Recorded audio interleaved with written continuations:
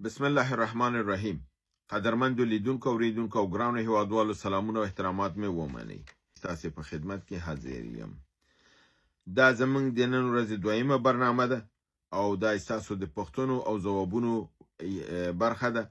د لومړی برخه د برنامې اوله حصہ چې نشر شوې ده په هغې کې سیمه ییز او نړیوالو موضوعاتو باندې بالخصوص په خیبر پښتونخوا په دې باندې نظر اچول شوی دی. تاسو کولی شئ هغه برنامه وګورئ او دې برنامه کې به تاسو پښتنو ته کوم پښتنې چې تیر شپه ما نه وي جواب کړي هغه به زه نن ځواب کوم. افغان خالد وایي چې روسیه دومره قوي ده چې اروپا او امریکا سره ووهي. په دې متعلق وی معلومات راکړي. بالکل روسیه قوي ده. روسیه کولی شي چې د اروپا سره او امریکا سره مقابله وکړي، مګر که چیرته اروپا او امریکا سره متحد شي بیا روسیې لپاره به جنگ مشکل شي. که چیرته امریکا پکې نه یوازې یورپ لپاره روسیه کافي ده. روسیه کولی شي د یورپ ماته کړي ځکه چې د روسیې اسلحه او دا کافي ده. ډېر مدرن او ډېر قوي اسلحې یې په تیرو لسو کلونو کې جوړې کړي. داسې اسلحې هم شته دی چې اروپایانو سره د هغه مات نشته دی. که چیرته امریکا ورسره یوځای شي نو بیا به د روسیې لپاره ستونزه جوړه شي ځکه چې بیا په د امریکا لرې نه ده او که هغه د سیمې ته راځي او خپلدا کېږي د روسیې لپاره ستونزې جوړوي. مګر خپله د اروپا لپاره روسیه کولی شي چې په یوازې ځان اروپا ووهي. دا توانایي لري. مګر د دې لپاره تاسو ته معلومه ده چې لوی قوي اقتصاد هم ډېر پکار دی او ډېر پرسونل هم پکار دی او د یوکراین په جنګ کې دی کافي عسکر خپل د لاسه ورکړي دي، ډېر ټانکونه د لاسه ورکړي دي، ډېر اسلحه او شیان د لاسه ورکړي. خو په بیا هم لګیا دی وایي چې که چېرته اروپا ګستاخي وکړي نو موږ به داسې غاښ ماتونکی ځواب ورکړو. دا د پوټین موقف دی او همیشه وایي.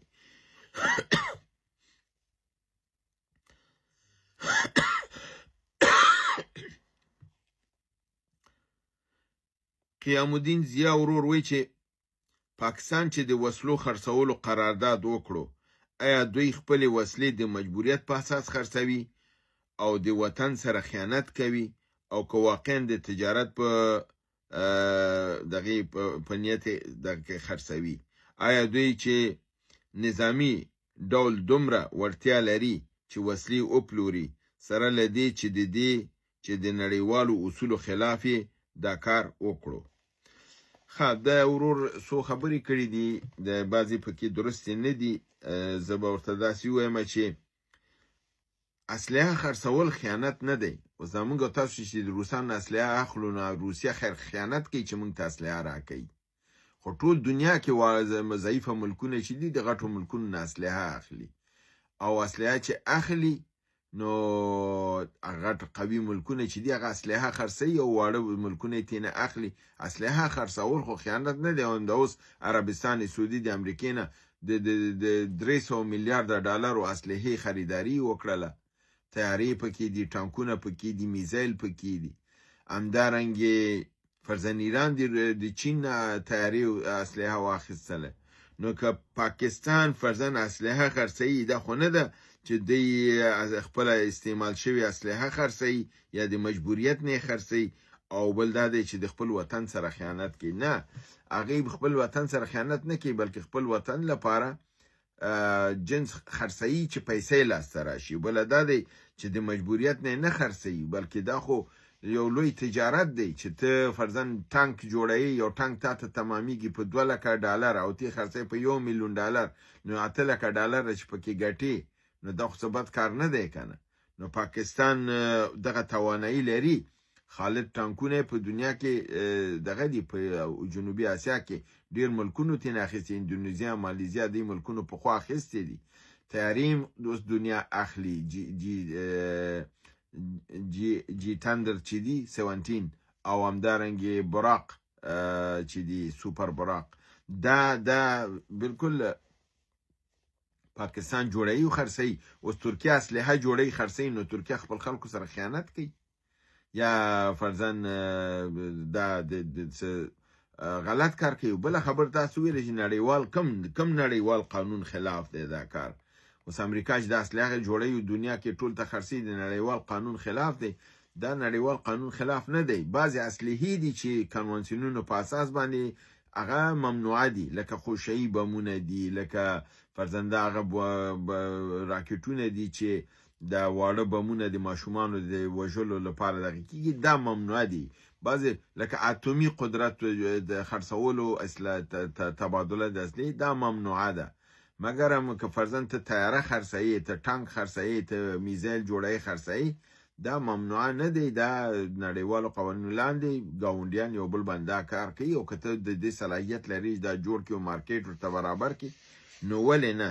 خدای د افغانستان ته هم دغه صلاحیت ورکړي چې موږ اسلحه جوړه کړو، خرڅ یې کړو. اسلحه خو جوړوي همدې لپاره چې تی خرڅه کړي. دا خو نه ده چې دی یا خپله زړه اسلحه خرڅوي، او یا دا دی چې دوی د مجبوریت نه خرڅوي، او یا دا دی چې دوی فرزن خپل خاورې سره خیانت کوي. دا خبرې ټول کاملا غلط او نادرسته دي.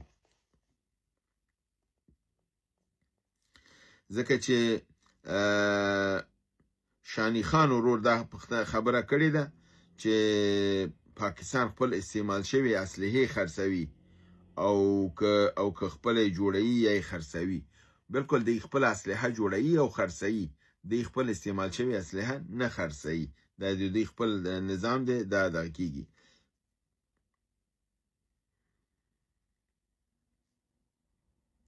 او افغان ای پی والا ورور په همدې متعلق دا خبره کړې ده چې د پاکستان اسلحه په خپله نه جوړوي، بلکې دا د چینایانو نه دغه راولي، اسامبلینګ کوي. نه، دوی اسامبلینګ نه کوي، پاکستان اسلحه جوړوي، د اسلحې جوړولو فابریکه لري. دا د کیږي بعضې مسایلو کې چې اوایلو کې شیان جوړول د چینایانو نه اسامبلینګ لپاره شیان راوړل، او بعضې دي چې فرزن تیارې دي، دا 17 جی تندر چې دي، دا د چین او د پاکستان مشترکه تولید دی. نو څه پرزې پاکستان کې جوړې شوي دي، څه پرزې په چین کې جوړې شوي، هغه یې راوړي دي. هغه اسامبلینګ فیکټري چې دي، هغه بیا هغې ته ښکاره لیکل کېږي چې که فرضاً یو موټرسایکل ته د جاپان چې چین نه راوړي، پرزې راوړي، بیا دلته یې سره تړي، خرڅوي، بیا ته وایي چې دا چینایي موټرسایکل دی، اسامبل شوی دی پاکستان کې. د پاکستان اسلحه اسامبل نه ده، پروډکټ دی، تولید دی. چې تولید وي نو هغه بیا په اسامبل کې نه راځي. حضرت ولی ورور دغه کړی دی چې فلسطین سره جنگ نو بیا خو جهاد فرض دی. دا پښتنه بله ورځ یې کړې وه، ما یې ځواب ورکړی دی. پرون د همغې برنامې لاندې چې د دې پوښتنې ځواب ما ورکړی و، دا پوښتنه بیا تکرار لیکلی او لیکلي دي چې تا زما د پوښتنې ځواب رانه کړ. وروره ته همغه برنامه واوره، په همغه برنامه کې ستا د پوښتنې ځواب دی. ما ښه تفصیل سره ورکړی دی، دا چې تی نه اورې ستونزه ستا ده، نو زه به څه وکړم. نورالله نوریم ویلی دی د پاکستان قرارداد د لیبیا په هکله خبرې وکړي. هغه جنرال چې د قرارداد کړی هغه وژل شوی. ورور همدغه برنامه چې تا لاندې دا کومنټ لیکلی، په همدې کې په دې موضوع ما خبرې کړي دي. په دې کې مې درته ښکاره ویلي دي چې هغه جنرال بیل جنرال دی، دا جنرال بیل جنرال دی. هغه جنرال چې دی چې وژل شوی دی، هغه د ټریپولي جنرال دی، جنرال حدید دی. حداد ورته وایي که حدید ورته وایي، جنرال حداد. او دا چې دی جنرال محمد علي احمد الحداد، هغه هلته وژل شوی دی. جنرال خلیفه بالقاسم حفتار چې دی، دا د مخالفینو د حکومت غړی دی او دې سره پاکستان قرارداد کړی دی. دغه ما مفصل هلته برنامه کې ویلي دي وروره. دغه ډېره بده دغه ده چې برنامه ګورئ نه، اورئ نه، راځئ ته خبره بېرته، او بیا ګیلم کوئ چې زما د پوښتنې ځواب دې رانه کړي. چې وروره ته برنامه نه ګورې، نو زما د ځواب ورکولو فایده څه ده چې ته ګورې نه او بېرته راځئ ما ته لیکي چې تاسو برنامه وګورئ، ما ځواب درکړی دی، ستا نوم مې اخیستی، ځواب مې درکړی دی. ډسکور د ورلډ عیسی خان وایي چې هغه غټ جنگ احتمال اوس هم شته دی چې تاسې وړاندوینه کړې وه چې دسمبر او یا جنوري اوایلو کې به د افغانستان او د پاکستان ترمنځ دا جګړه کیږي. بالکل وروره دا جګړې احتمال ډیر زیات دی. هماغه چې څنګه ما تاسو ویلي دي په 2014 کې خو به دا دغه کېږي، پاکستان به حتما بیرته به افغانستان باندې برید کوي او افغانستان به ځواب ورکوي، ځکه افغانستان لګیا دی ورو خپل آمادګي نیسي. افغان صاحب وایي که روسان مجبور شي او په اروپا یا امریکا اتومي برید وکړي، آسیایي هیوادونه به ورڅخه متضرر شي، په خاصه توګه افغانستان. بالکل اتم که به حساب هر څوک استعمال کې، که روسي که امریکایي که اروپایي، د هغې ضرر به د نړیواله سطحه باندې ټولو ته وي. بیا چون موږ په دې سیمه کې اسو او که دې سیمه کې بم استعمالیږي نو په تاثیر به په افغانستان او په سیمه په ټولو باندې وي، د ده کې کوم شک نشته دی. خالد خټک وایي چې په بنګلادیش کې څه تیریږي، انفجارات تشنجات د رئیس جمهور یونس په مقابل کې روان دي او آینده څرنګه ګورئ. هغه د هغې اغیزه په پاکستان، افغانستان، چین، ایران او په نور ټوله سیمه کې په اسلامي نړۍ باندې لږ رڼا پرې واچوئ. څرنګه چې تاسو معلومه ده حسینه واجد چې د مجیب الرحمن لور وه، هغه دلته صدراعظمه شوله او ټول مخالفین خپل وځپل او کم از کم 15 کاله د قدرت خپل په لاس کې وساته. بالاخره د په مقابل کې محصلین را پاڅېدل او دی مجبوره کړله چې وطن ترک وهي او د بنګلادیش نه وځي. اوس هلته د په نامه د یو اقتصاددان یونس په نامه ډاکټر یونس سرپرست رئیس جمهور دی او حکومت یې جوړ کړی دی او یو صدراعظم هم لري. خو حالات داسې دي چې دغه اقتصاددان حالات د اقتصاد هم ټینګ نشو کړلی او سیاست هم کنټرول نشو کړی. اوس فعلا د بنګلادیش حالات ډیر خراب دي، اقتصادي او سیاسي. د ده لپاره اوس د خالده ضیا چې د جنرال ضیا ښځه وه، هغه هم صدراعظمه وه او حسینه واجد هغه د صحنې نه لرې کړې وه، بندي کړې وه.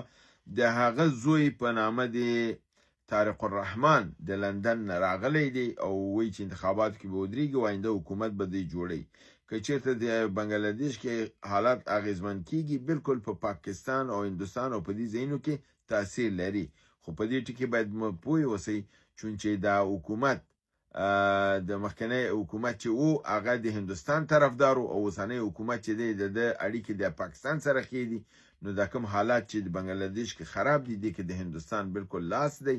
هندوستان نه غواړي چې بنګلادیش د پاکستان تر څنګ ودرېږي او د هند نه لرې شي.